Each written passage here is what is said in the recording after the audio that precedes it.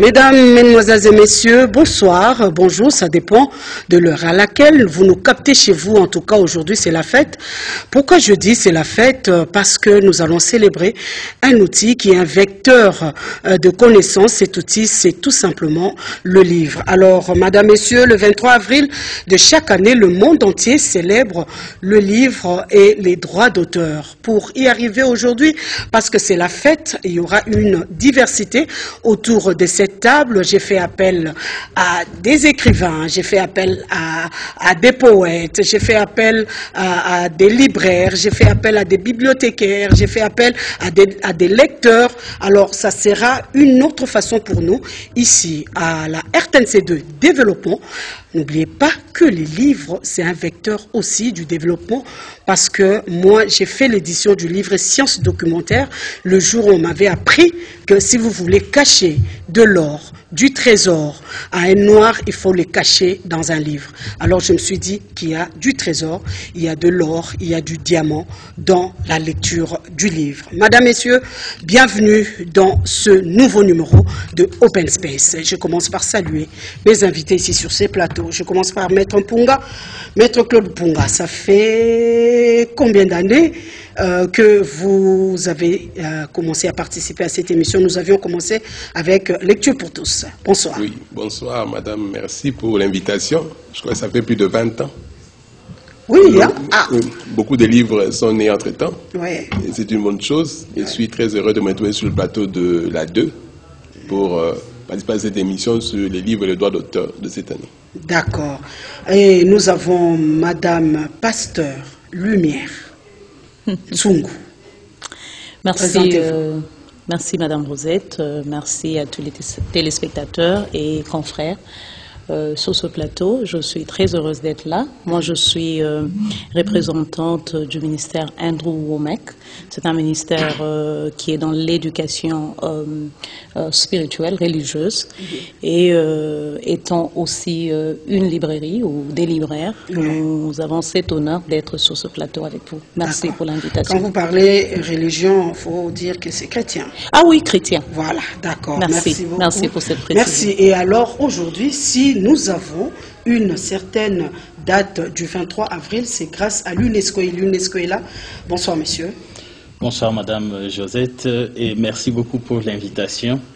Je suis Augustin Bicalé, je suis administrateur national du programme Culture pour l'UNESCO RDC. D'accord, merci beaucoup. Et mon complice de tous les jours, de tout le temps, le poète Olivier Sangui.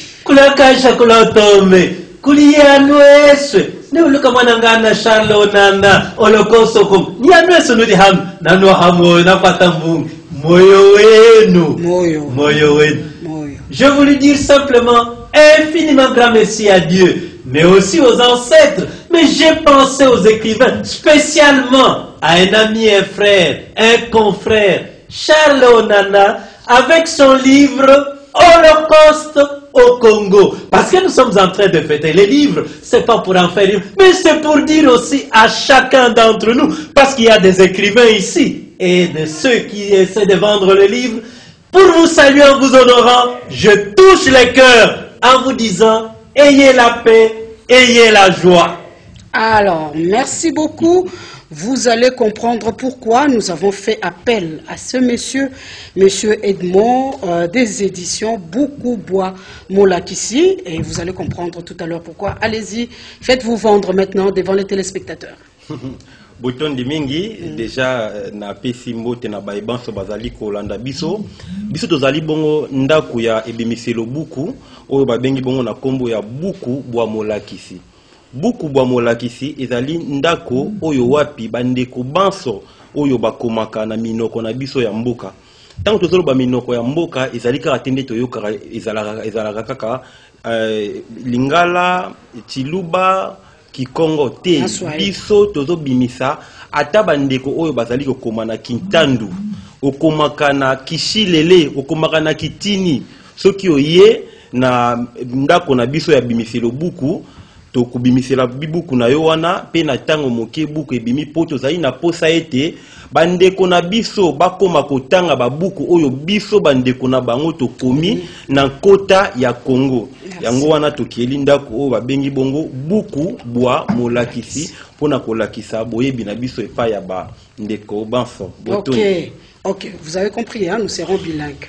Bon, on a déjà commencé avec quelle langue? Les Chokwe. Les Chokwe, ok. Il y aura les Kintambi qui va sortir. Il y aura les Lunda qui va sortir. Allez-y, monsieur Louko, bonsoir. Bonsoir, madame Josette. Je suis ravi de retourner encore ici à cette maison. Cette fois-ci, sous une autre casquette. Sous une autre casquette et avec une autre présentatrice qui, à l'époque, était un simple journaliste. Je suis donc ravi de participer à une émission où c'est elle maintenant qui parraine la destinée de cette maison. Ça fait une vingtaine d'années, vous vous rappelez, cette chaîne, ce plateau a fait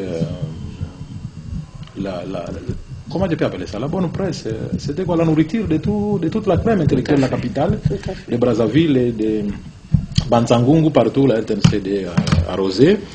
Je suis donc heureux de revenir maintenant. Pourquoi? Parce que à l'époque j'étais seul, j'étais un petit chercheur. Maintenant, aujourd'hui, je suis à presque une vingtaine de publications. La RTNC m'a accompagné.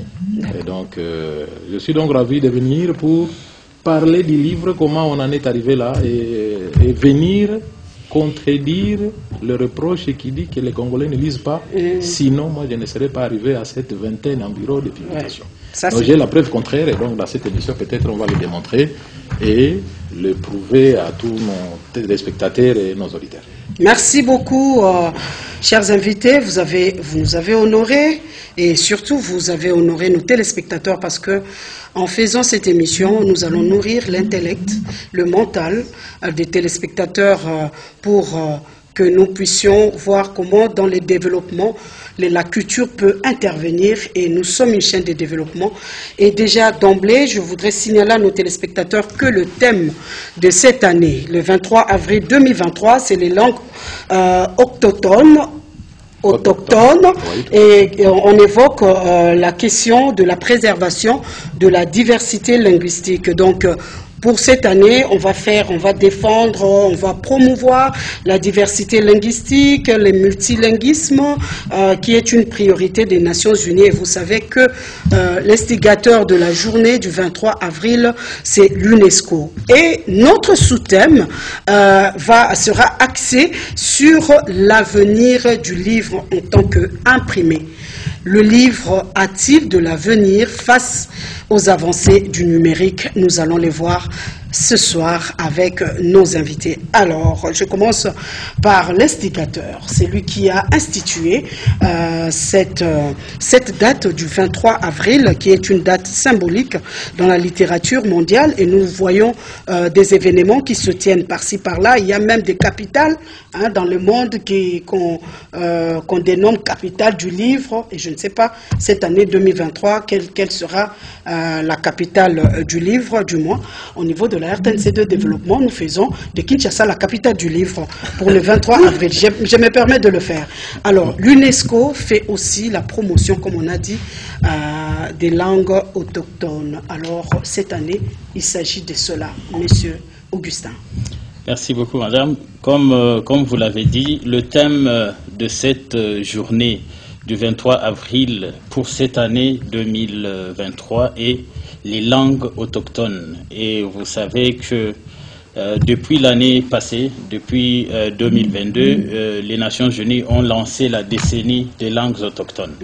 Et donc, c'est de 2022 à 2032. Ouais. Et donc, il est question, au courant de ces 10 années, de pouvoir promouvoir et valoriser les langues autochtones qui sont en péril, puisqu'elles ne sont plus pratiquées ou pratiquées suffisamment. mais pourtant elles détiennent effectivement le contenu de ces langues, où à travers ces langues se communiquent beaucoup de connaissances à travers le patrimoine culturel immatériel. Hein. Je voudrais parler bien de savoir et savoir-faire endogènes qui sont très facilement véhiculés à travers nos langues maternelles, à travers les langues autochtones. Et vous savez aussi que dans la lutte contre le réchauffement climatique, il est retenu que les autochtones ont une place importante parce qu'ils détiennent le savoir. Le savoir qui permet à ce que une lutte assez adaptée soit menée contre toutes les causes du changement climatique. Et donc, cette année, nous parlons de langue autochtone, et l'UNESCO est très heureuse d'être invitée à ce plateau.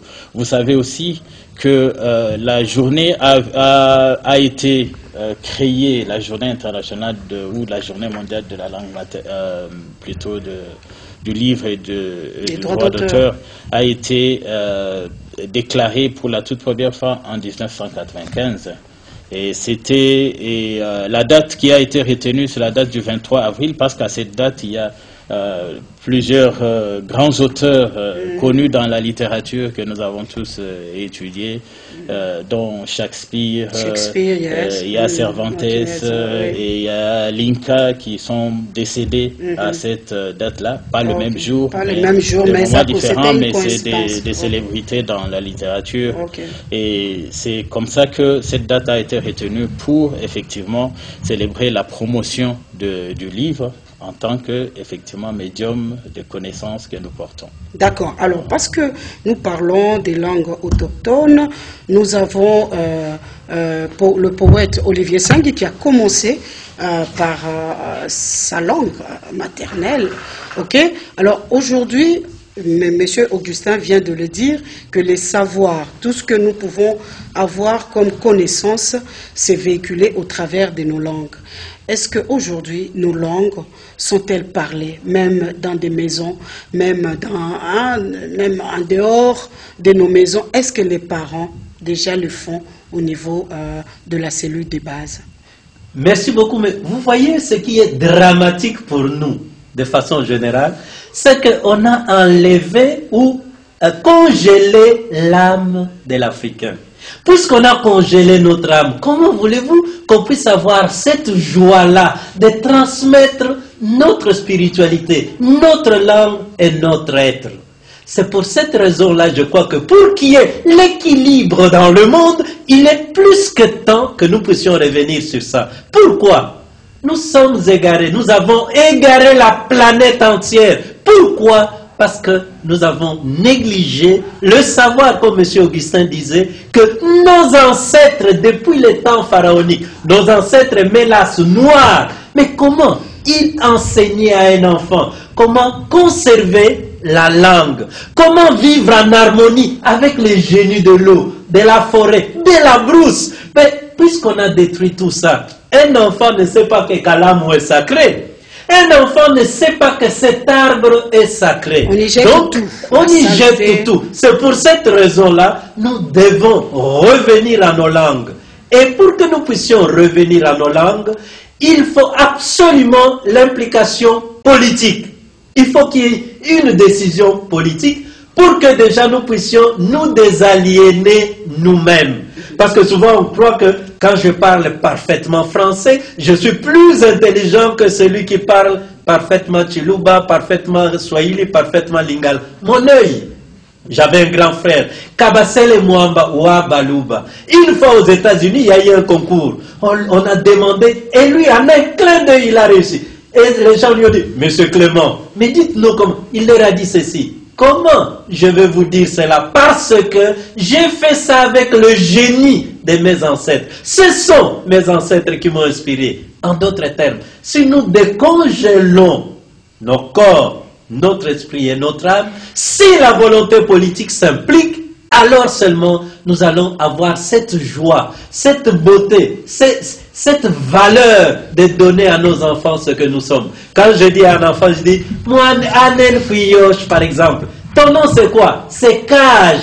Moi, Nam Cage. Donc, vous voyez, il a un peu honte de dire que je m'appelle Cage. Ou bien, Yav. Yav. Mais il a honte. Et il aimerait qu'on lui dise, tu t'appelles Olivier, tu t'appelles Henriette. Mais les gens ont honte de donner leur propre nom, alors que c'est par là que ces véhicules notre identité. C'est tellement important que nous devons maintenant d'avoir une décision politique, parce que les travaux en coulisses, c'est vrai. Il faut qu'il y ait une synergie entre tout ce que les privés font et l'État pour qu'il y ait une décision politique qui va décongeler l'homme noir, qui va nous décongeler pour que nous puissions lire les livres. Tout à l'heure, je vais vous faire lire entre les livres, vos livres qu'il y a dans le numérique et mes enfants livres que je touche. Nous allons y arriver. Puisque nous parlons des langues, avant que nous puissions attaquer notre sous-thème, nous parlons des langues. Nous avons M. Edmond qui est là, des éditions Beaucoup Bois Molakissi. Alors, quand vous dites que nous devons parler, écrire en langue, déjà nous parlons pas nos langues. Alors, écrire. Parce que moi, je suis, par exemple, Moussengele, je ne sais pas parler Sengele, alors on sort un livre écrit en Sengele, je ne sais pas si ce livre-là va se vendre, parce que déjà au niveau des langues, il y a une certaine négligence pour la parler. Bon, déjà, ça en tout cas, je vais faire un effort de bien expliciter ça en français. C'est-à-dire que lorsque nous, on met en place une maison d'édition exclusivement axée sur la promotion et l'édition des langues congolaises, c'est déjà une vitrine, une façon pour nous de mettre, bon, pas de mettre en valeur, c'est-à-dire que de mettre en exergue l'expression en langue congolaise. Ça, c'est très important parce qu'il y a aussi mon aîné qui vient d'en parler, il y a aussi M. Augustin. Donc, c'est-à-dire que le problème, c'est que nos langues ne sont pas dotées d'un prestige. Donc, ce qui revient à dire que lorsqu'on parle français, on parle anglais, entre guillemets, on est mis dans un contexte de bourgeoisie ou d'intelligence, ce qui est tout à fait contraire à nos langues. C'est-à-dire que quelqu'un qui parle les Kintende, les Kimpembe, donc nous les plaçons dans un contexte, donc c'est-à-dire que c'est un alphabet, c'est un qui ne réfléchit pas bien, alors que ce n'est pas ça. Si nous voulons vraiment promouvoir nos humanités classiques, l'obligation est de retourner vers nos langues. Parce que c'est vraiment ça, les greniers sémantiques de notre identité. Si nous voulons exister souverains en tant que Congolais, donc nous avons les pleins devoirs de retourner vers nos langues. C'est vraiment dans cette perspective-là que nous, on a mis en place cette maison d'édition. Mais quand vous recevez des manuscrits, écrits en langue, ok, écrits en tété-là, vous n'êtes pas tété-là, il y a des critiques tété-là qui sont là, qui lisent, qui vous donnent l'essence, parce que vous ne connaissez pas. Exactement. Nous avons plus de 450 ethnies. Comment vous procédez? Et est-ce que c'est l'alphabet? Nos langues utilisent l'alphabet français. Je voudrais un peu comprendre. Bon, en tout cas, la vérité par rapport à ces travaux, c'est que c'est déjà un travail de recherche-action. En même temps, nous sommes en train de chercher, et en même temps, on travaille aussi, comme on dit, on fait avec les moyens de bord. Ce qui n'est pas facile, mais en tout cas, on devait avoir l'audace de commencer d'abord. Dans un premier temps, c'est vrai, on n'a pas encore réussi le manuscrit des Kitete, là, tout comme ça, etc. C'est lequel que vous avez déjà reçu? Lingala, il y a aussi quelqu'un qui nous a envoyé un manuscrit écrit en Tiluba. Mais non, qu'est-ce qu'on fait? Par exemple, moi là, je travaille sur les Lingala, donc j'ai une formation dans ce sens, et aussi avec les autres amis avec qui on travaille. Donc s'il y a des ouvrages à notre disposition qui est écrit en Lingala, donc on travaille en équipe, question d'en apprécier et tout. Et comme par exemple, on n'a pas encore quelqu'un qui fait les Kintandu. À partir du moment où on reçoit un manuscrit écrit en Kitandu, nous sommes obligés de travailler en consultance avec les gens qui ont une expertise dans ces sens et pouvoir évoluer. Mais en tout cas, de manière globale, l'objectif c'est de réunir des experts, des linguistes dans chaque langue. Parce que pour nous, on ne reste pas... 450, plus de 450 linguistes. Mais c'est ce que je dis, on n'a pas de choix. Nous ne sommes pas bornés dans les carcans de Berlin. C'est-à-dire que pour dire que la RDC n'a que 4 langues nationales. Non, c'est inexplicable et c'est irrationnel. Donc toutes les langues congolaises sont importantes pour nous pour valoriser la science et la culture. Donc c'est pour ça que nous avons mis en place beaucoup de Molak ici. Comme pour dire que chaque auteur est un Molak ici, qui a quelque chose à enseigner à sa communauté. Quand je parle communauté, je vois d'abord sa communauté linguistique avant d'étendre ça ailleurs. C'est pour ça que nous avons vraiment débuté ces travaux. Et je crois que chemin faisant, on va arriver à mesure des travaux de manière autonome et puis ça ira. Il y a eu, Maître Louko, on m'a parlé de l'écriture noire.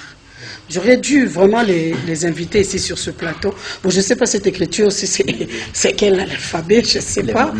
Les bandombe. Les mandombe. Vous avez déjà vu ça dans... Oui. Ouais, c'est écrit comment? C'est avec l'alphabet français? Non. Okay. Oui, en fait, vous vous posiez la question de savoir avec quelle écriture. L'alphabet n'a pas de langue. Parce que c'est l'Afrique qui est partie avec les symboles, les hiéroglyphes. Les netuneters. C'est avec ça que, en fait, nous sommes les propriétaires de l'écriture. Mais cette écriture, on peut la rendre soit de façon phonétique et donc, quand vous prononcez un nom, il y a une façon de l'écrire. Mais ce que nous écrivons dans l'alphabet classique de Ferdinand de Saussure, donc on a classé comme ça. Mais ça ne cloisonne pas une langue donnée. Par exemple, nous savons que les U, chez nous, c'est OU. Mais vous l'écrivez comme ça. Et phonétiquement, vous allez expliquer comment ça se lit. C'est exactement comment on fait pour beaucoup d'autres dictionnaires. Vous écrivez, par exemple, TSH. On écrit Choko avec TSH. Non. Parce qu'il y a eu des négligences pour nos langues africaines. Ça devrait s'écrire CO. Mais dans l'écriture, en expliquant, quand on écrira les mots, phonétiquement on dira voilà comment il faut les lire. Donc ça, ce n'est pas... Les mandombe, en fait, est partie de l'écriture superposée des briques, qui est aussi une invention propre à nous. Et cette superposition des briques a un langage qui peut donner sens à tel ou tel élément. Vous voyez, les langues africaines sont des langues très pratiques. Par exemple, quand on dit la lune, chez nous on dit Ngonda. Dans la plupart de nous, on a observé la nature. Lorsque ça fait comme les singes, on a dit la lune. Mais les langues que les Européens ont aujourd'hui, ce sont des langues indo-européennes. Les langues africaines qui sont passées en Asie, que l'Europe a essayé de copier. Donc, l'originalité d'une langue ou l'écriture d'une langue n'est pas le propre de qui que ce soit. Nous ne pouvons pas nous sentir offusqués d'écrire avec l'écriture là, non, parce que ça vient aussi de nous. C'est pas de la sorcellerie? Non. Ok, d'accord. Allons-y, Maître Louko, par rapport aux valeurs que nous devons apporter à nos langues. Aujourd'hui, les enfants ont... J'avais reproché à un comédien, il dit, bon, il faut avoir des noms comme Jean-Pierre, il faut avoir des noms comme des Josette, mais vous verrez, il appelle Mamboigne. J'ai dit à ces comédiens-là, je dis attention, là vous êtes en train de dénigrer notre propre culture, vous devrez faire attention, parce que ceux-là, ce ne sont pas des maîtres, ce ne sont pas des... Alors, cette façon de faire nous-mêmes, sur le plan psychologique, nous sommes déjà diminués, nous sommes effacés, nous nous sentons vraiment inférieurs par rapport aux autres langues, la langue française, la langue anglaise, espagnole, portugais, tout ça. Non, comment en sortir? Joseph, bon, merci d'abord encore une fois pour l'invitation. La télévision nationale a conçu une émission, et cette émission à elle seule avait concurrencé RFI France 24 et consorts. Donc c'est juste un exemple pour vous dire que nous sommes à la mesure. Vous vous rappeliez comment l'émission de la RTNC ici concurrençait toutes les autres en termes d'écoute et d'audience. Donc ça veut dire nos valeurs. Encore une fois, c'est d'ailleurs la chose qui a fait que je puisse rentrer du Canada et des États-Unis et revenir au pays. Parce qu'on a voulu que je reste là-bas. J'ai dit non, moi je suis venu pour les recherches, je rentre chez moi. Parce que j'ai beaucoup de choses à contribuer chez moi. Nous avons beaucoup de choses à donner. D'abord, je vais répondre à la question que tu as demandé. Est-ce que nos langues utilisent l'alphabet français? Non. Nos langues utilisent notre alphabet, qui a été effectivement agressé, malmené par l'arrivée du français et du flamand et de l'anglais à une certaine mesure. Parce que lorsqu'on parle de l'influence du français, c'est principalement à l'ouest du pays. à l'est du pays, l'anglais et le swahili ont influencé davantage. Alors, mais nous avons notre alphabet. C'est pourquoi, contrairement à Brazzaville, qui a reçu une influence davantage du français, mon nom de Luko, là, on écrit avec L-O-U. Okay. Alors que nous, on n'écrit pas O-I, ça c'est du français. Nous, on écrit mon nom Luko, ça s'écrit L-U ou L-U, comme I uniforme. Donc, nous sommes différents en ce qui concerne l'alphabet. Alors, par là des livres, Madame Josette, je crois que la preuve, c'est cette émission ici, nous avons maintenant des livres, et tout le monde a des livres devant lui, parce que nous avons fait des recherches et nous avons produit. Ça veut dire, les Congolais, lorsque vous allez, par exemple, sans faire de publicité, je n'ai pas publié là-bas, sans faire de publicité, lorsque vous allez chez l'Harmattan, il vous dit que de tous leurs écrivains africains, les Congolais sont le plus prolifiques. Effectivement. Vous voyez? Bon? Oui, c'est vrai. Ah, okay. Les Congolais sont le plus. L'Harmattan est français. Mais nous avons nos éditions, on s'en sortira, ce sont les éditions. C'est-à-dire, nous avons dit non, on ne va pas continuer comme ça. Donc, on va prêcher par l'exemple. Les Congos, le Zaïre d'hier, les Congos belges d'avant-hier, les Congos d'avant-avant-hier, a autant de valeurs que le monde nous envie. Et nous allons véhiculer ces valeurs-là, pas seulement par la musique, mais également par les livres. Vous voyez, tous ces livres ici, ce sont des Congolais qui les achètent. Tous ces livres ici, ce sont des Congolais. Donc, bref, madame, comme vous avez pensé cette émission ici, c'est pour rappeler davantage que dans la transmission du savoir, le savoir qui demeure et qui touche le plus grand nombre, c'est celui qui est mis dans les livres. Dans la transmission du savoir, le savoir qui touche le plus grand nombre et qui perdure de génération en génération, c'est également celui qui est mis dans les livres. Parce que, comme on a dit que dans les livres, c'est là où on cache les trésors, c'est vrai. Parce qu'il y a des choses que nous cherchons aujourd'hui, qu'il y a un chercheur qui a travaillé sur ça il y a 40 ans, et qui a donné les clés, et il a mis dans son livre. Donc, ça veut dire tout simplement que, pourquoi ils ne lisent plus, Josette? Pourquoi ils ne lisent plus, madame? Parce que l'école n'envoie plus les enfants à le lire. Nous, ce n'était pas possible de faire une semaine à l'école sans avoir résumé devant l'enseignant et livre. On n'envoie plus les enfants à le lire. Même à l'université. Même à l'université, nous voyons des enfants faire des mémoires, des TFC. Sans avoir lu un seul livre. Aucun livre. Donc, nous ne venons pas ici avec des livres comme ça pour amuser la galerie. Nous venons faire la promotion des livres pour que les enseignants reviennent au devoir à domicile. L'enfant ne va pas participer au cours ou à l'interrogation ou au TP s'il n'a pas donné la preuve qu'il a lu, il a effectué les devoirs. Donc ça passe par là. C'est-à-dire les livres ici qui sont produits. Regardez tous ces livres que les collègues sur le plateau ont produits. Combien on lit ça? Combien vont lire ces livres si les enseignants ne renvoient pas? Moi j'ai lu Zamenga Batoukeza parmi ceux qui ont fait que je sois écrivain. Ouais. Voilà. Toi, tu parles de Bandoki seulement. Je peux te citer tout en quelques minutes. Carte postale, 1 kilomètre à pied. J'ai épousé une vierge. Et Mercedes qui sonne. J'ai lu Zamenga Batokezanga, toute la collection. Pourquoi? Parce que les enseignants disaient, demain, vous nous amenez carte postale de Zamenga Batokezanga, en Europe. Vous venez nous résumer, j'ai épousé une vierge. Vous venez nous résumer, j'ai fait 1000 km à pied. Voilà, c'est un devoir. Les enseignants doivent revenir sur ça. Sinon, nous allons continuer à nous plaindre par rapport à ce que les livres disparaissent dans les mains des lecteurs, les livres disparaissent dans les mains des Congolais, parce que tout simplement, également, l'école ne fait pas son travail. C'est important qu'on y revienne parce que nous avons beaucoup de choses à transmettre à nous. Alors, en parlant de l'école, nous sommes descendus dans une école, c'est le lycée Kabambar, pour voir comment les enseignants ont mis en place une politique de la lecture chez les élèves. Nous allons voir comment ils s'organisent pour pousser les élèves à pouvoir cultiver cette culture-là de la lecture. Allons-y au lycée Kabambar. Évidemment, le lycée Kabambar a une bibliothèque qui était d'abord vétuste, mais que nous commençons à renouveler petit à petit. Au fait, pendant la récréation, il est interdit aux élèves de monter, consulter les livres, mais il y a un horaire qui est affiché pour chaque classe. C'est-à-dire, à la fin des cours, les élèves passent avant de rentrer à la maison.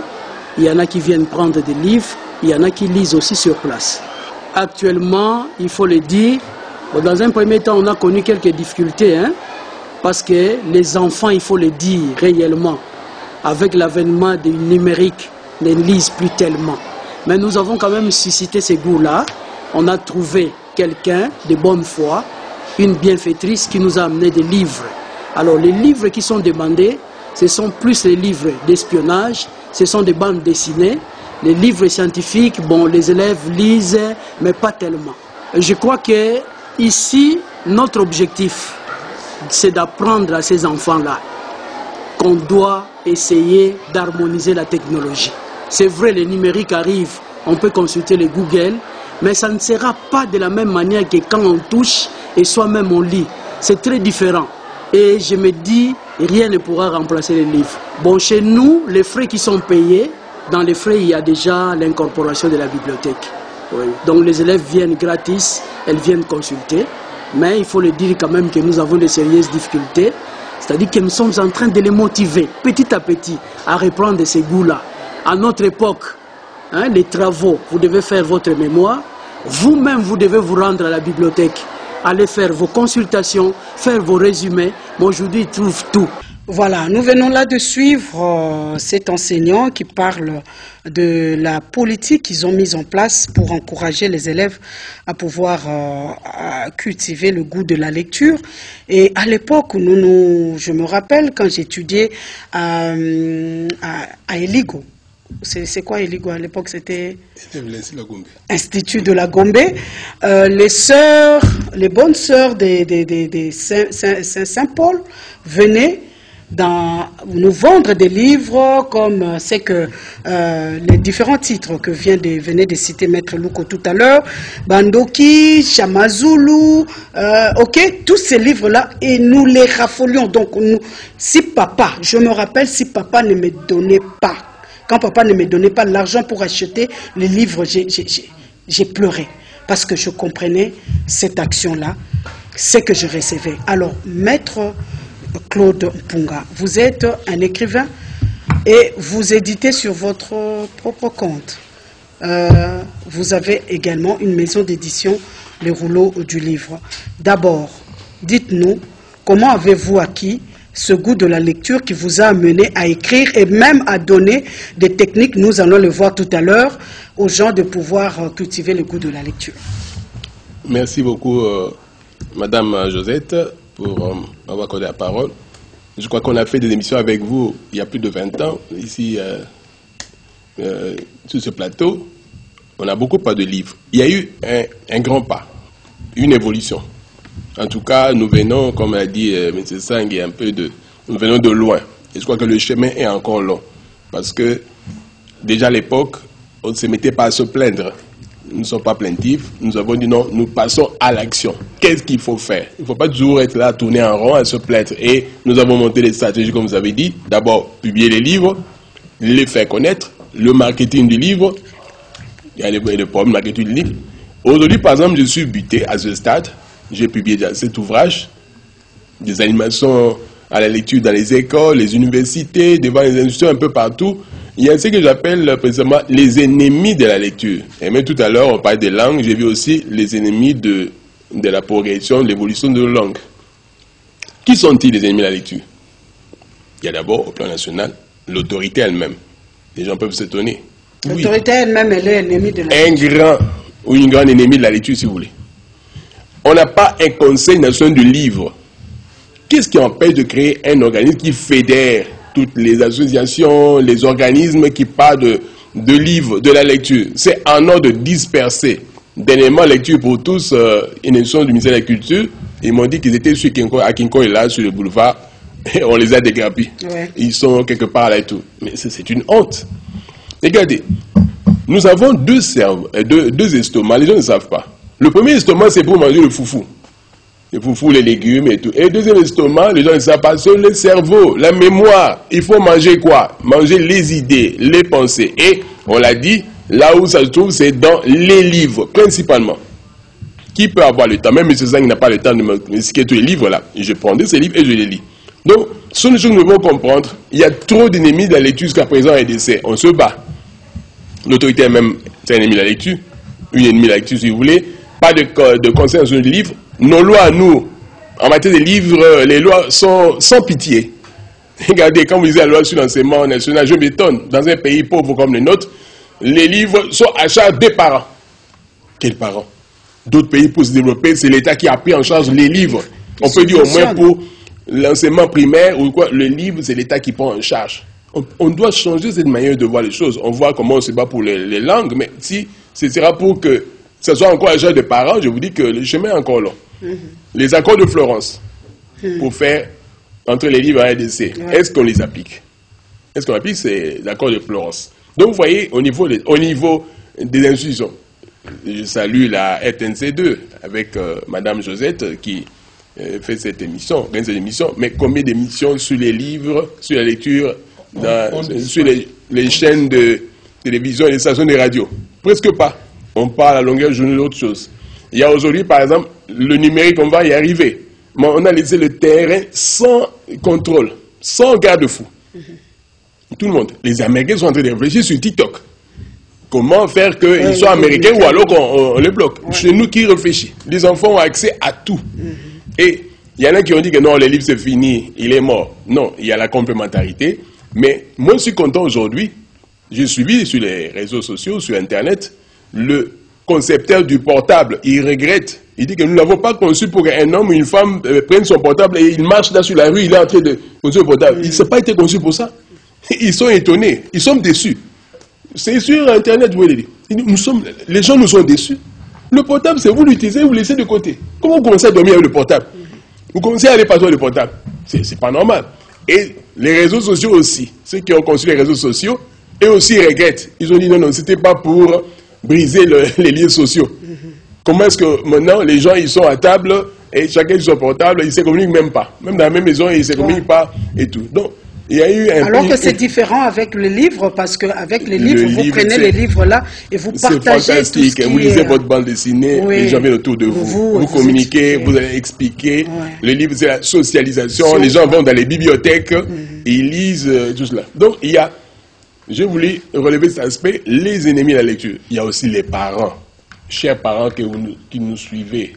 Un papa, une maman n'a jamais acheté un livre à ses enfants, mais c'est très grave. Mais ils jettent la bouteille de bière ou les bouteilles. C'est très grave. Combien de parents ont un dictionnaire pour leurs enfants? Le plus grand pays francophone du monde qui n'a pas beaucoup de dictionnaires. Donc, vous voyez, les ennemis de la lecture. Et puis, il y a les enfants eux-mêmes. Et puis, il y a chacun de nous. Bon, il y a aussi d'autres raisons. On parlera de l'électricité, on parlera de ceci et tout, de tapage d'huile et nocturne. Quand vous avez en face de vous un bar, derrière un bar, à gauche, à droite, on va lire quand. Non, c'est du bruit partout. Donc, beaucoup d'ennemis de la lecture. Mais nous n'avons pas baissé les bras. Je dis, je suis un rescapé. Dans cet environnement, nous sommes battus. Un grand escapé. Comment? Parce que, on dit, plus de 80% des qu'on ne lise pas, c'est ce qu'on disait depuis longtemps. Je ne sais pas si on a encore fait des calculs d'évaluation maintenant. Pour voir si ça augmentait ou ça diminue. Oui. Et parmi les 18% là, il y avait les enfants, les élèves, les étudiants.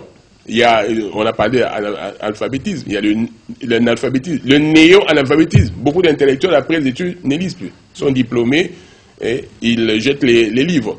Alors, les conséquences, je ne sais pas si on en parlera, mais voilà la société que nous avons.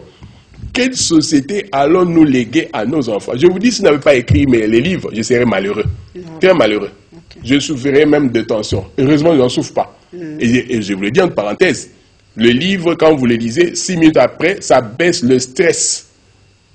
En première position, il y a le livre. En deuxième lieu, il y a la musique. Et en troisième lieu, il y a une tasse de thé. Je ne sais pas si les gens le savent. C'est un psychologue qui l'a dit. Chaque lecture d'un livre, 6 minutes après, ça baisse la tension. Mais tous ces gens qui souffrent de tensions, de stress, d'estomac, de palpitations, mais allez lire, c'est parce que vous ne lisez pas. Vous avez trop de problèmes inutiles dans l'estomac là. C'est-à-dire que votre estomac rejette des poisons. Poisons que vous entendez dans les quartiers, poisons des gens, poisons sur les réseaux sociaux. Ça fait beaucoup de choses négatives dans la tête. Mais quand vous lisez un bon livre, il y a des bons livres. Grandir avec le livre, ça, même quand vous avez faim, vous pouvez les lire. Vous prenez, il y a des dessins. Même quand vous avez faim. Oh non, nous ne lisons pas parce que nous avons faim. C'est archi faux. Ils ont mangé hier, ils ont lu. Non. Quand vous avez faim, vous pouvez les lire. Bien sûr. Bah, parce que le Congolais, en parenthèse, on l'a dit un peu, quand on parle de livres, comme vous voyez avec M. Sang là-bas et Maître Louko là-bas, ils croient que ce sont des livres de physique. de mathématiques, de chimie. Ah, ils ont peur. Bon, j'ai vu avec les boucles là, ils traduisent les livres de chimie. Il y a même la carte de Mendeleev en lingala. Bon, c'est fantastique. J'aimerais bien voir ça. La carte de... Oh, la chimie. Ok. Ils ont fait cette carte en lingala. C'est très... Voilà. Phosphore en lingala. Mais ils doivent voir, ils doivent s'approcher. Les gens ont peur pour rien. Ils doivent se mais maître, vous parlez de quoi? Non, non, non, je parle ici. J'ai vu des histoires de Kivu là-bas, de Bukavu, de tout. Ah, eux croient que quand on parle des livres, on parle de trigonométrie, de physique, de mathématiques. C'est pourquoi ils fuient. Ils ont peur. Alors, donc vous voyez, les ennemis de la lecture, il faut les combattre et qu'on puisse faire un pas. À propos, pour terminer, pour les langues, mais on ne doit pas oublier une chose. Les langues, il y a aussi la compétition sur le terrain. Il y a les rapports de force. Les Français, et même nous, disons, on attaque le français, mais allez en France aussi. Il y a un Français qui s'est plaint. L'élite française écrit en anglais. J'ai participé à une formation à Luanda, investissement en Afrique. La Française qui était là, qui est allée exposer sur l'arbitrage, a exposé en anglais. Tous les francophones étaient fâchés. C'est ça la francophonie. Comment vous venez exposer ici en anglais? Nous, on comprend l'anglais, on doit utiliser, on doit passer par des traducteurs. Donc, le français lui-même, eux-mêmes, se posent des questions. Regardez, il y a aussi maintenant la langue du numérique qui a envahi le monde entier. Donc le problème, c'est que il y a plusieurs aspects. Voir le problème dans ses ramifications, il y a aussi comment les autres langues se comportent. Partout ailleurs, les gens se plaignent aussi. Même les Français se plaignent. Sur leur langue, ça recule parce qu'il y a ceci ou cela. L'influence d'une autre langue. Oui, avant de parler de la librairie, parce que Madame Lumière Ntsongu est là, nous allons faire appel à cet élément. Nous sommes allés aussi voir la librairie Saint-Paul, que tout le monde connaît, cette librairie qui offre des livres à un prix vraiment raisonnable, mais sauf que nous ne sommes pas des grands consommateurs. Écoutons la sœur de la librairie Saint-Paul. Je m'appelle sœur Nathalie Manyonga, je suis fille de Saint-Paul. Les filles de Saint-Paul, c'est une congrégation religieuse fondée par le bienheureux Albert Young en 1915, avec le but d'évangéliser par les médias. Et les médias, nous voyons la radio, la télévision, et c'est pourquoi vous pouvez nous voir ici à la librairie pour éduquer l'homme intégral. D'abord, selon notre but, c'est pour évangéliser. C'est les livres qui sont beaucoup achetés. À part ça, il y a aussi les livres scolaires, primaires et secondaires aussi. Ceux qui sont achetés beaucoup, ce sont les livres scolaires, puis les livres liturgiques. C'est dans la même idée qu'aujourd'hui ou demain, on va commencer le festival du livre et de la Bible. Si la place est évoluée, nous continuons toujours à encourager parce qu'on ne peut pas former l'homme. Notre but est de former l'homme intégral. Alors, nous encourageons beaucoup. On se donne de tout cœur, de toute âme pour que la culture de la lecture ici au Congo soit impliquée aussi dans notre vie. En RDC, il n'y a pas vraiment cette culture-là, mais au fur et à mesure, on est en train d'encourager, d'organiser des manifestations, on parle des rives. Et on voit qu'il y a un changement, les gens commencent à s'intéresser. Pour les adultes, peut-être c'est difficile, mais on est en train d'encourager à nos générations d'aujourd'hui pour qu'ils puissent voir avec l'intérêt ou avec l'importance la culture de la lecture.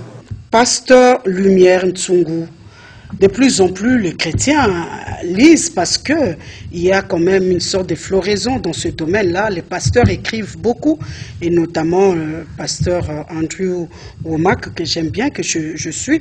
Alors, tous ces pasteurs qui écrivent, ils écrivent parce qu'ils voient qu'ils sont consommés, ou ils écrivent parce que quand même le Saint-Esprit leur demande d'écrire, même s'ils ne sont pas consommés, tant pis. Quelle est la relation que ces pasteurs-là ont vis-à-vis des consommateurs ou des lecteurs qui lisent leurs livres? Merci pour la question, Madame Josette. En ma qualité de directrice, avec le constat que j'ai fait, puisque ce n'est pas seulement la librairie qui fait la grande structure du ministère, c'est une des structures, mais ce que j'ai remarqué est que les pasteurs, quand je parle de pasteurs, je parle des leaders religieux, ils utilisent aussi le moyen qui est le livre pour exprimer leurs pensées, exprimer leur vision ou adresser une situation quelconque. Puisque, par exemple, je vais parler de la Bible, quand nous voyons l'apôtre Paul, celui qui a écrit la plus grande partie du Nouveau Testament, il l'a écrit par des lettres. On voit les lettres aux Romains, lettres aux Éphésiens, il est passé par l'écriture, lettres aux Corinthiens, et il y avait l'auditeur de l'autre côté, ou je vais dire le lecteur, qui a lu. Et aujourd'hui, nous avons le même récit que nous lisons, mais qui sont aussi appliqués à notre vie, puisque la parole de Dieu est une sémence vivante. Elle est incorruptible, mais aussi c'est une sémence vivante. Alors, je pense que dans le milieu religieux, ou je vais dire chrétien, le livre aussi est consommé, oui. Et il a sa place. Il a sa place. Avec déjà l'étude que j'ai faite, je vais dire que je reviens au pays après 20 ans. J'ai quitté trop jeune, je suis allée m'installer dans un pays anglophone, et je retourne, et j'avais peur puisque je pensais que j'avais perdu mon français. Je suis arrivée là, donc maintenant il fallait refaire la langue française, et j'ai pris personnellement d'ailleurs même cette décision d'inscrire mes enfants qui étaient anglophones carrément dans des écoles françaises. Et ils sont là, ils se sont bien débrouillés. Dans moins de 5 mois, les enfants parlent français, et ce sont des choses que je pouvais... C'est une richesse que je ne pouvais peut-être pas avoir. Et je parle du français, ça peut être une autre langue. Moi, je parle Swahili, je parle Luba, je parle Lingala. Je l'ai appris à l'extérieur de la RDC. Ça, c'est aussi quand même une fleur à jeter aux Congolais qui vivent ailleurs. J'ai appris le Lingala en Afrique du Sud et je le ramène ici à Kinshasa puisque je suis... À Yoville, il n'y a que Lingala là-bas. Ah oui, j'ai même pas appris ça à Yoville, j'ai appris ça à Cape Town. Ok, ouais. Wow. Donc, c'est pour dire que il y a toujours cette relation avec le livre. Je pense que si nous savons aujourd'hui lire des langues, c'est parce qu'elles ont été préservées par le livre.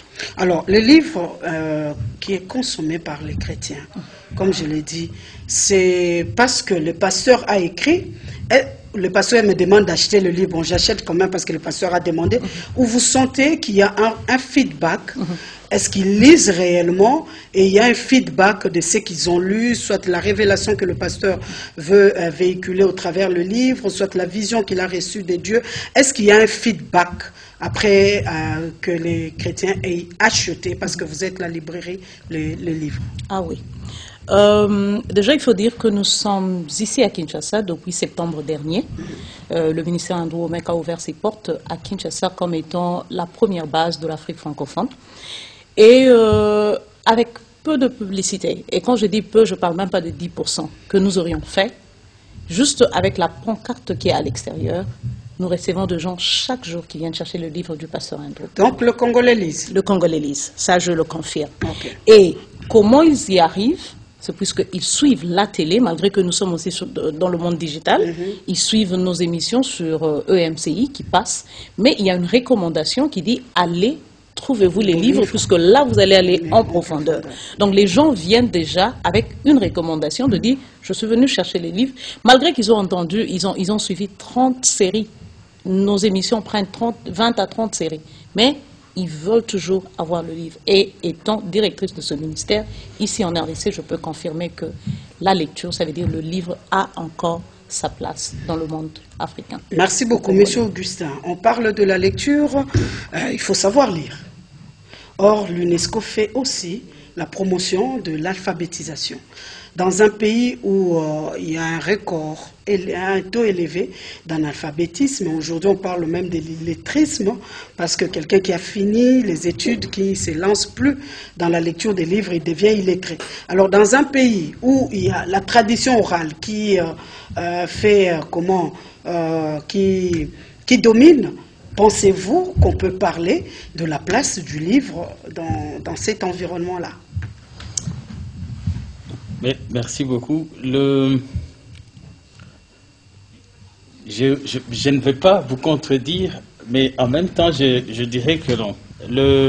La RDC, on ne peut pas dire qu'elle a la tradition de l'oral, parce qu'il y a beaucoup d'écrivains. Vous avez vu ici, d'ailleurs, nos camarades qui sont en face ont prouvé effectivement que les éditions L'Harmattan ont montré qu'il y a une écriture prolifique du côté de Congolais, parmi tous ceux qu'ils reçoivent comme manuscrits. Qu'est-ce que l'UNESCO fait à travers les différents programmes qu'elle met en place? L'UNESCO, d'abord, c'est une organisation des États membres. La RDC est membre de l'UNESCO et la RDC participe même à la mise en place des différentes politiques qui sont, ou des différentes stratégies qui sont exécutées par l'UNESCO. Et l'UNESCO met en place également ou exécute un cadre normatif, que ce soit dans le domaine de l'éducation, dans le domaine des sciences, dans le domaine de la culture, comme dans le domaine de la communication et information. Et quand vous regardez tout ça, il y a une transversalité.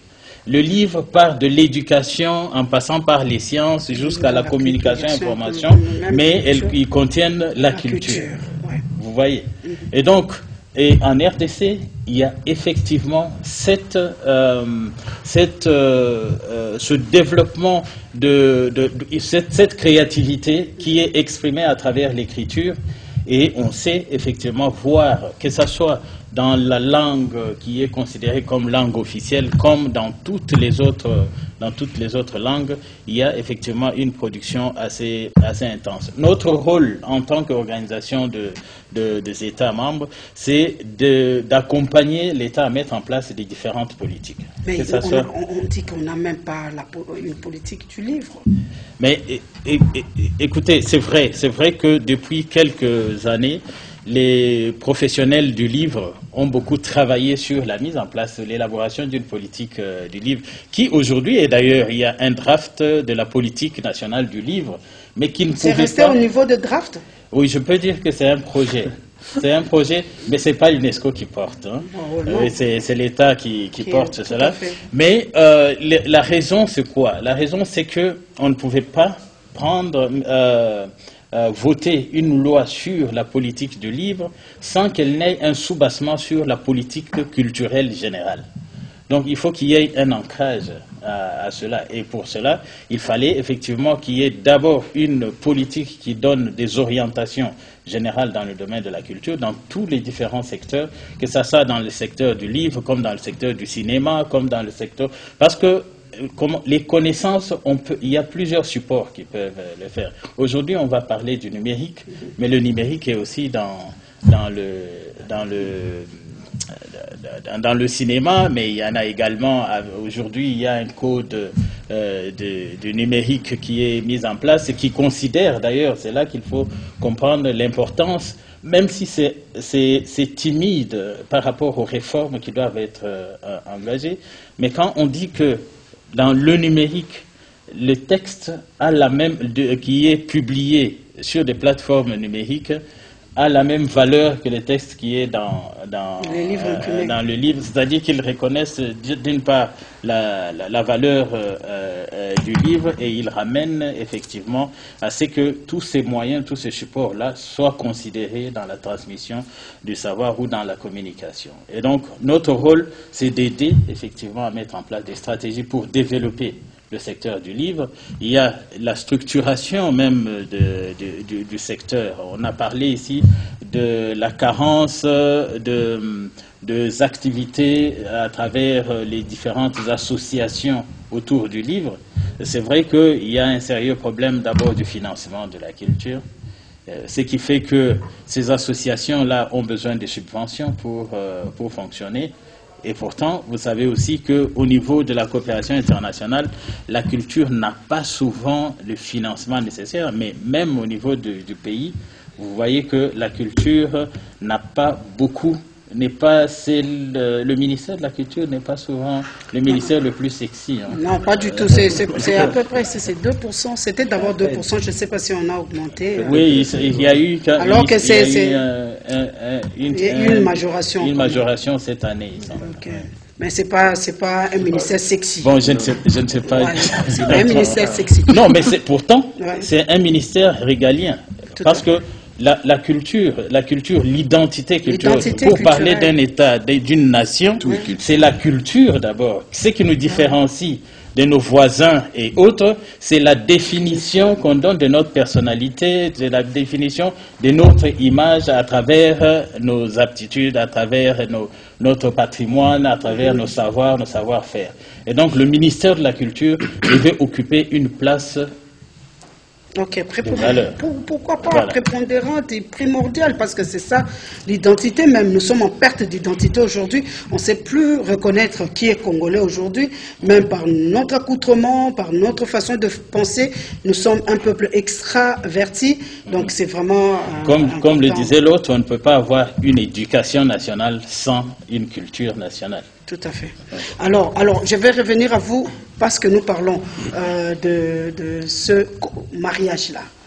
Y a-t-il mariage entre les livres imprimés et le numérique? Parce qu'à un moment donné, quand vous parliez, vous avez parlé de cette complémentarité. Comment arriver à faire en sorte que les livres ne souffrent pas devant le numérique et que le numérique n'écrase pas le livre imprimé?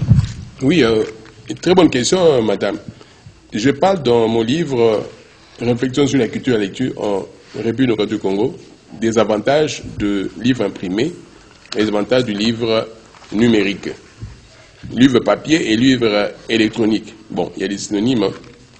Regardez, le livre papier, d'abord c'est une œuvre d'art. Mais c'est très beau de tenir. Et il faut le sentir. Hein. Dans les animations, on dit aux gens, tu peux sentir. Ça sent bon, l'odeur du papier. Attendez que je le fasse. Ouais, l'odeur du papier, la colle. Ouais. Vous voyez tous les sens, le nez et tout. On touche, c'est beau. Bon, vous avez le numérique, il n'y a que l'écran. Bon, il y a des choses qui diminuent. Donc, c'est une œuvre d'art chez soi à la maison. Vous savez, il y en a qui friment. Hein. Il tient un livre, là, il se promène avec ça. Il lit même pas. Ouais. Il a esprit à mes corps, il se promène, il snobe, et partout, il montre que non, il y a la page. Il n'a jamais ouvert. Il n'a jamais lu. C'est aussi un élément de prestige. De prestige, on l'a dit. C'est un objet d'art, de décoration. J'ai dit, on a un attachement sentimental, sensoriel. Et il y a l'inspiration. Il y a une chose capitale, les spécialistes l'ont dit, les experts, il y a des études partout dans le monde, le livre garde toujours la concentration, produit toujours la plus forte concentration par rapport à Internet, par rapport au numérique. Le numérique ne dépasse pas le livre en matière de concentration. Si vous voulez être concentré, vous voulez faire une étude, aller en profondeur, c'est le livre imprimé. Le numérique vient compléter. Donc, celui qui prend la Bible en papier, il lit. Ça, c'est vrai. La concentration est différente avec celui qui prend son portable, là, il la lit. C'est pas la même chose. C'est vrai. Donc, on l'a expliqué avec les yeux, avec, comme j'ai dit, tous les sens et tout. Mais le livre numérique aussi a des avantages. Par exemple, bon, réduire l'espace. Hein. On peut réduire. On a une bibliothèque là, dans une... elle est, comment on dit, un petit écran là. On est relié à des bibliothèques. Ça, c'est l'avantage. C'est-à-dire, on doit les compléter. Mais quand à dire que le livre imprimé est dépassé, le livre numérique l'a remplacé, je ne suis pas d'accord. Et même, il faut avoir une base dans la vie. Il faut qu'il y ait la base avec le livre imprimé et après on complète avec le livre, on enrichit avec le livre numérique. Mais sans base... Nous avons tendance à pouvoir... Nous, déjà la base pour les livres imprimés. On n'a pas la base. Maintenant, le numérique, ça cause aussi beaucoup de dégâts. Regardez, il faut avoir pas de concentration, il faut avoir aussi le jugement, il faut savoir évaluer, apprécier les choses. Bon, vous pouvez aller sur Internet, on balance une information. On n'a pas eu du code numérique qui vient de... Le code numérique, je ne l'ai pas encore malheureusement. J'attends l'exemplaple imprimé. Au journal officiel, ce n'est pas encore prêt. Bon, les numériques, je ne vais pas lire sur écran plus de 250 pages. Ça fatigue. Hein. Alors, donc, on balance n'importe quelle information et vous relayez cela. Vous relayez. Mais il n'y a pas de personnalité. On n'a pas une base. Est-ce que quand on met quelque chose sur Internet, c'est toujours vrai? Non. Il faut savoir analyser. Mais d'où ça vient? Est-ce que c'est vrai? C'est faux? Et puis, qu'est-ce que je gagne avec cela? D'accord. Merci beaucoup. On me signale que l'émission est tellement passionnante, mais l'heure est devenue le temps est devenu notre ennemi. J'aimerais faire appel aux deux poètes qui sont là, qui vont nous faire, qui vont nous dire, qui vont nous chanter, qui vont, je ne sais pas, nous danser, qui vont présenter l'art, la poésie, hein, parce que la poésie fait partie de cet art-là qui nous berce également. Maître tout à l'heure a parlé de la lecture qui peut faire baisser la tension. Ça, je ne savais pas. Hein. Ça, j'apprends ça aujourd'hui. Je vais dire à mon mari. Bon, mon mari, heureusement, c'est un grand lecteur. Alors, pendant que les enfants sont là, j'aimerais dire que nous n'avons pas fini. Ce n'était qu'une émission introductive parce que à la télévision c'est le temps. Aujourd'hui nous avons placé les bases et demain, après-demain, nous allons continuer avec ce thème parce que moi je n'ai pas encore senti que j'ai mangé ou j'ai bu quelque chose jusque-là. Donc nous attendons. Allez-y les jeunes avec la poésie. Congo, mon cœur, comment se fait-il? Le Congo n'est pas fameux. Il est si fertile, mais ses fils sont affamés. Laissez-moi m'enflammer, la richesse jaillit, mais mon Congo est pauvre et trahi. L'est de mon pays, inondé des sangs. Je sens que nous on est en descend. Nous on descend pendant que les autres montent. Ça me fait de la honte de voir que l'Europe nous hante, jusqu'au point de risquer nos vies à la Méditerranée. Ces poèmes, méditez-les, Congolais, aie l'amour sans condition pour ta nation. Mets-toi en action, mais alors aussitôt, car le sort de cette nation n'est pas entre les mains des Occidentaux, mais plutôt entre tes deux mains. Ton demain, c'est maintenant qu'il faut les construire. À travers ce refrain, prends conscience, mon frère, que rien ne te fraye, que rien ne te freine. Congolais, on ne récolte que si on a sémé. Il faut qu'on puisse s'aimer sans tenir compte de nos tribus. Car pour marquer un but, il faut jouer en unité. La solidarité et la fraternité doivent être pour l'éternité nos seules armures. Ainsi, les barrières et les murs, nous saurons les franchir. Apprenons à réfléchir et nos genoux ne vont plus fléchir face aux problèmes. Faisons flamboyer l'amour comme emblème. Chassons la corruption et ils auront une bonne formation. Nos enfants ont teigni des corbeaux. Ainsi, ces pays seront encore beaux. Peuple du Congo, personne ne te donnera en cadeau la victoire et la gloire. Ça se mérite toujours par les efforts de tous les jours. Que cela soit gravé dans ta mémoire, car toi seul as le pouvoir d'écrire ton histoire. Merci. Wow. D'écrire ton histoire. Merci beaucoup les enfants, merci beaucoup. Nous sommes presque arrivés à la fin. Je vous donne une minute. Rapidement, on termine. Parce que nous avons promis à nos téléspectateurs que nous allons y revenir. Aujourd'hui, c'était qu'une émission introductive. Allons-y rapidement. Oui, voilà, comme les amis ont dit, nous avons les éditions de mots de cristal qui voudraient être présence africaine ici à Kinshasa. Mais nous voulons aussi que nous puissions comprendre qu'on a tout intérêt à soutenir ces livres, à faire une politique qui puisse faire que c'est les devises que ça va vous donner, inépuisables pour le pays. Aimons les livres, investissons dans les livres. C'est ça aussi la splendeur de notre pays. Ah, ça, allons-y, monsieur Edmond. On a lingala na chiluba. Toloba na lingala ezali monoko ya bakongolais banso. Tozali na esengo mingi ndenge toleki lelo awa na etando oyo pona kolobela makambo etali buku bwa molakisi oyo wapi bandeko banso oyo ya Congo pe bao bakomaka babuku bakoki koya epai na biso pona kobimisa babuku na bango. Tozali bongo na nzela ya singa ebonga na biso oyo bobengi bongo site internet ezali toyekola.net. Topé Roiko Benga Biso na 089 983 76 73. Toté epai na nzela ya mama Josette aoyipe bopropir chabino na singa na biso po boya na babuku na biso na buku na bino to bimisa yango biso pe tozali na babuku oyo ekomami na minoko na biso oyo ezolobela pakam na biso soki boye epai na biso ne bokoza babuku wana pe bokobimisa babuku bino bozali na yango na tondi bino botondi. Maître Louko. Bon, merci Madame. Je suis d'abord ravi de rencontrer tous ces éminentes personnalités sur ce plateau. Je crois que ces heures d'édition, il faut que vous puissiez en faire. Je le ferai même, on aura même 3 séries, il n'y a pas de problème. Absolument, parce que vous verrez le rapport d'écoute de tous ceux qui nous suivent.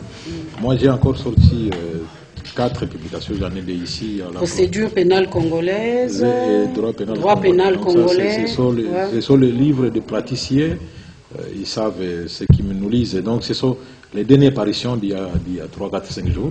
Okay. Et donc, c'est à la disposition de dans la plupart de nos maisons de vente ici, la ville de Kinshasa, nous encourageons ceux qui lisent, parce que ce que vous lisez ou vous consommez reste pour toi. Et lorsque quelqu'un avait dit que l'homme ne peut pas vivre que de manger seulement, c'est parce qu'il avait considéré que la personne n'a pas que le ventre physique, il y a aussi un ventre spirituel, comme l'a dit Claude. Et donc, ne nourrissons pas seulement le gros ventre que nous avons maintenant aujourd'hui, mais il y a un autre ventre qui est affamé parce qu'on ne les nourrit pas. Donc c'est important que, non seulement que nous puissions lire, mais également que pour ceux qui nous suivent, faites la recherche aussi pour écrire, parce que, je l'ai dit dans la plupart de mes publications, Josette, que la seule chose qui reste lorsque vous quittez la terre, c'est ce que vous avez laissé. Ça veut dire les services que vous avez servi dans vos livres, ça reste au-delà de ton existence physique. C'est important de faire ça lorsque vous avez encore... J'ai envie de dire amen. Alors pour ne pas dire amen, je passe directement la parole à Madame Lumière Ntsungou.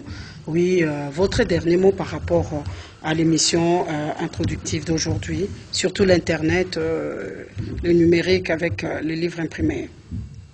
En tout cas, je remercie la maison RTNC, Madame Josette, de nous avoir invités. Je remercie aussi je vais appeler mes frères, puisque je représente une communauté chrétienne, donc nous nous appelons frères. Et en dernier mot, je m'adresse en général à l'Africain, mais aussi au corps du Christ. Quand nous lisons la Bible, dans Osée 4, 6, on dit « Mon peuple meurt faute de connaissance ». Et la Bible elle-même est un livre que Dieu écrit à son épouse. Jésus-Christ écrit à son épouse. Et beaucoup de dégâts que nous avons, même dans le corps du Christ, c'est par manque de connaissance. Beaucoup de ce que nous voyons comme scandale de l'Église, c'est puisque l'Église n'est pas apprise. Ça veut dire la connaissance, on n'arrête pas. On dit le jour que tu arrêtes d'apprendre, c'est le jour que tu commences à mourir. Alors merci, nous sommes très émus et nous croyons que prochainement, nous apporterons encore une grande contribution à ce genre d'émission. Tout à fait. Oui, pour ne pas... Je vais finir avec la personne qui avait commencé. Hein. Maître, rapidement, je dis déjà à nos téléspectateurs de rester scotchés à la prochaine émission, parce que Maître Mpunga nous parle des secrets de la première lecture d'un livre. Il nous donne des techniques de faire le taxi. Les taxis, il nous parle de comment fait-on les taxis de la lecture d'un livre. On saute, on frappe, le point qui frappe. Donc tout ça, là, au cours de l'émission qui arrive, vous allez vraiment... Si vous permettez, je peux commencer même en 30 minutes, en 30 secondes plutôt. Allez-y. Alors, on vous donne un livre, vous prenez, on lit d'abord la page de couverture et on tourne. Un mot sur l'auteur, un mot sur le livre. Et vous ouvrez la page de faux titre, ça c'est l'édition du livre, la reproduction de cette page, vous allez la préface. Pourquoi est-ce que beaucoup de gens n'aiment pas lire? Avec cette méthode, vous pouvez lire un livre de 1000 pages en 30 minutes. Il commence comme ça. À la fin du mois de juillet, un père de famille va au marché. À la fin du mois de juillet, un père de famille va au marché. À la fin du mois de juillet, un père de famille va au marché. Et dans les magasins, préparer la rentrée scolaire de ses 5 enfants. Et dans les magasins, préparer... Mais vous allez finir le livre quand? C'est quelle manière de lire? Vous avez des livres fous. C'est pourquoi ils ont peur quand ils voient les gros livres. Pas ça. Je vais avoir des monétaires, je vais mourir. Non. La première lecture, elle est souple. C'est comme si on lisait un roman, on lisait un journal. On peut sauter un paragraphe, on peut sauter un mot. Ne lisez sans forcer, ne forcez pas. Donc, faut pas forcer. Le taxi, vous réchauffez le moteur. Ouais. Vous passez la préface. Après la préface, vous lisez les remerciements. Et puis vous lisez l'introduction. À la fin de l'introduction, on saute, on va à la conclusion. Vous lisez la conclusion, la bibliographie, la table de matière. Alors là, vous cherchez ce qui vous frappe. C'est-à-dire qu'il y a un intérêt qu'il faut susciter pour le livre. Savoir d'abord qu'est-ce qui... Il y a des choses que vous connaissez, des choses que vous ne connaissez pas, comme on l'a dit. Donc, cherchez d'abord les choses, comme je vois ici, l'hypertexte. C'est quoi l'hypertexte? Page 24, je vais à la page 24. Hypertexte, je lis, c'est quoi? Pour l'information, l'hypertexte, c'est une base de données dans laquelle l'usager n'avait... Ok, je lis, je rentre ici à la table de matière, je cherche encore le point qui frappe. Okay. Le codex, c'est quoi le codex? Page 45, je vais le lire.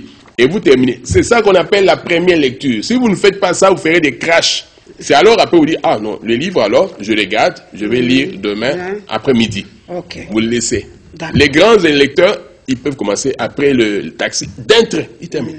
D'accord. Merci beaucoup. C'est vraiment pratique. La prochaine fois, la prochaine émission, nous allons tous faire cet exercice-là avec les téléspectateurs. Nous avons commencé avec l'UNESCO parce que l'UNESCO nous a permis aujourd'hui de célébrer cette journée. Nous terminons avec vous.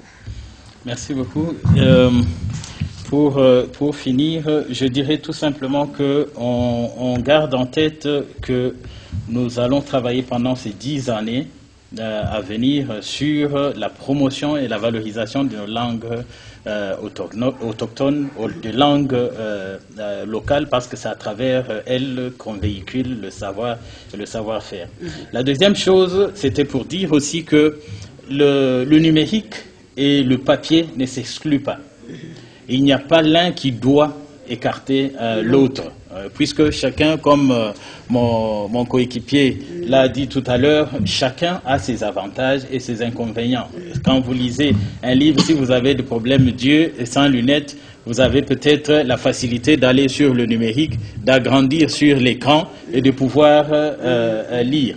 Et donc, il y a de l'un et de l'autre, il y a toujours des avantages à tirer. Le livre, ça fait le plaisir. C'est le plaisir. Lire, ça fait du plaisir.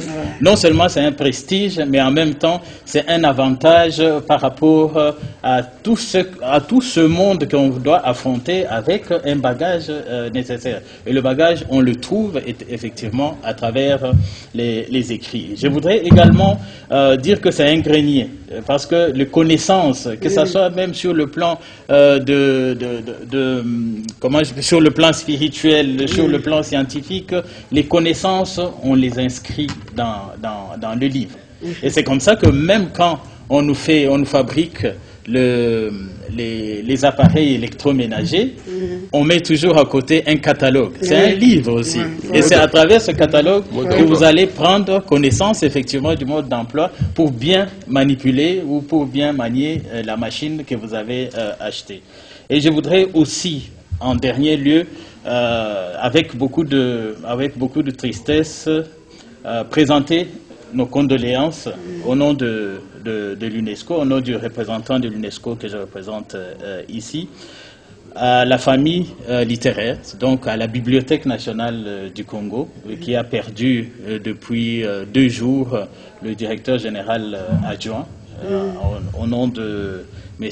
Colin Kandolo, qui est décédé avant-hier. Okay. Et donc, je voudrais, parce que chaque année, nous célébrons cette journée avec la Bibliothèque nationale, qui est en fait l'institution publique qui représente effectivement les livres et le droit d'auteur. Et donc, je voudrais effectivement qu'à travers ces genres d'émissions, nous sensibilisions aussi et les acteurs et les décideurs par rapport à la prise en compte du travail qui doit être fait pour promouvoir le livre, mais également du statut et de la considération de ceux qui produisent le livre. Parce que cette journée est faite effectivement pour rendre hommage aux écrivains, mais effectivement pour reconnaître aussi le rôle important qu'ils ont dans le développement de la société. D'accord. Voilà ce que je voulais Merci beaucoup. Cette émission Open Space rend également hommage à tous ceux-là qui ont concouru à ce qu'aujourd'hui que nous puissions parler du livre dans notre pays, et nous aurons le temps d'en parler. Je vois en face, si aujourd'hui je suis mariée, c'est grâce au livre. Bon, c'est grâce au livre. Je le dirai comment à l'émission prochaine. C'est grâce au livre que moi, je me suis mariée. Alors, chers téléspectateurs, c'est ainsi. C'est par ici que nous mettons fin à cette émission. Merci de l'avoir suivi. Nous avions parlé de l'importance de la promotion des langues par rapport à cette journée du 23 avril, parce que cette année, nous parlons de la promotion des langues autochtones, et nous avons également fait un clin d'œil sur l'avenir du livre face aux avancées et du numérique, et nous avons vu que les deux doivent marcher de pair parce que les deux se complètent. Et voilà que nous sommes arrivés à la fin de cette émission. Si vous avez aimé, si vous avez des questions à poser, nos numéros sont là, inscrits au bas de l'écran. Vous pouvez nous appeler et à la prochaine fois. Pourquoi pas que les téléspectateurs viennent poser eux-mêmes des questions à vous qui êtes là, à vous qui leur proposez de la matière. Nous allons inviter les lecteurs, nos enfants, les élèves, ils vont venir parce que nous tenons à dire que le livre véhicule là où les connaissances. Alors celui qui a la connaissance a le pouvoir. Voulez-vous avoir le pouvoir? Mettez-vous à lire. Au revoir et à la prochaine.